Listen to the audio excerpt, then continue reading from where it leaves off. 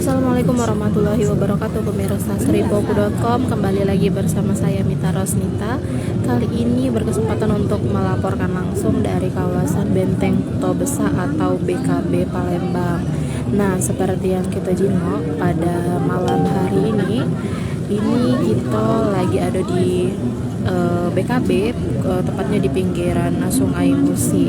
Nah, bisa kita jengok pemandangan malam hari ini Ampera malam mingguan, nikmati malam mingguan di kawasan BKB sambil lihat Ampera, pemirsa. Nah, ini wah, jadi kayak inilah kira-kira pemandangan Sungai Musi dan jembatan Ampera pada malam hari lewat sudut BKB, pemirsa. Nah, bisa dilihat pemirsa, tara. Nah, ini Ampera. Ada beberapa lampu yang sekarang mulai